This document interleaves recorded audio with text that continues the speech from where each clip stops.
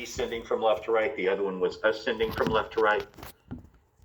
So I would hope that would also kind of stick out to you as how they were different, instead of thinking they were going to be the same line just because they had the same y-intercept.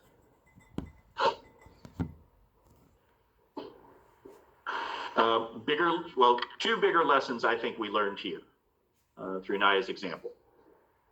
The first, if you're multiplying by a negative, you've got to change the direction of the inequality. Two, always test in the original system. If you always test in the original system, your shading is guaranteed to be correct. Doesn't matter if you messed up putting it in slope-intercept form. At least your shading will be right. So that's my two takeaways from that example.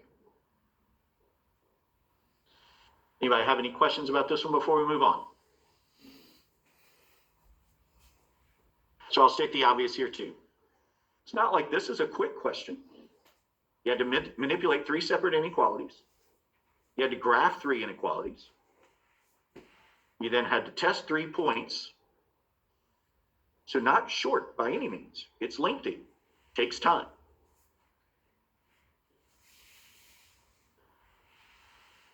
You're gonna have to do 6 of these on Friday? No, not at all. So if I just ask you to do 1 or 2, you got to make sure you make it count. You got to make sure you know how to do them. We can't get tripped up. Can't leave anything blank.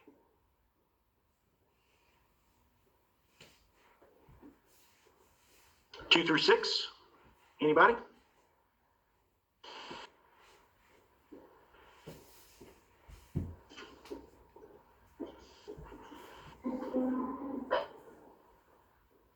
All righty. So that's our systems of linear inequalities.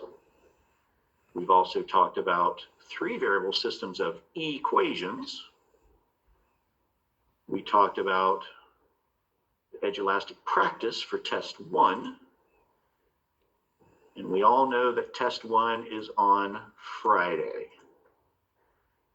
We're going to take about an hour for the test on Friday, so it won't be all that we do on Friday. There's going to be some other stuff.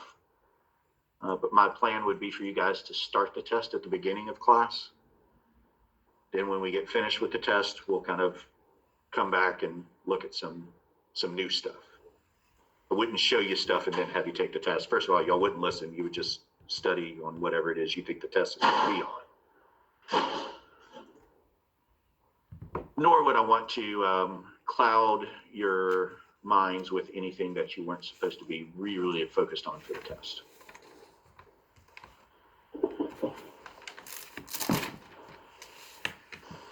No other questions about systems of inequalities?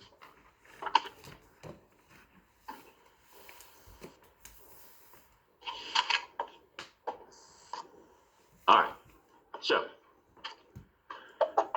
that concludes what it is we're responsible for on the test. I would not consider Tuesday to be right before you take a test. So yes, we are going to look at new stuff for the next better part of an hour. But everything we're going to do today is arithmetic. It's adding, subtracting, and multiplying. There's not even going to be variables. It's not algebra. So it should not be adding to any frustration, right? It shouldn't be confusing us with anything that we've been doing. This is just going to be arithmetic. None of this will be on the test on Friday. This will be stuff that we continue to do when you're finished with the test on Friday. But how it ties in with the stuff we've been looking at. If y'all remember on the edge elastic practice that I gave y'all 2 weekends ago, the stuff that y'all were supposed to use on the quiz last Tuesday. When the math text box opened up and I told y'all to do elimination, I wanted you to go to this particular place so you could type 2 equations in at the same time. When your cursor was hovering over where you made that choice, you might have noticed the word matrices popped up. Matrices are another way that we go about solving systems of equations. We are not going to get into solving an entire system using matrices, but I do want to show you what matrices look like. We're going to do some simple arithmetic with some matrices because they oftentimes will be questions that show up on the ACT.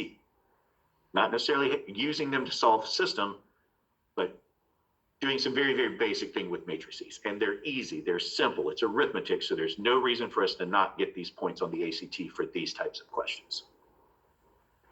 So first, let's even look at what a matrix looks like. If you've never seen one before, I'm throwing around these words that don't mean anything to you yet.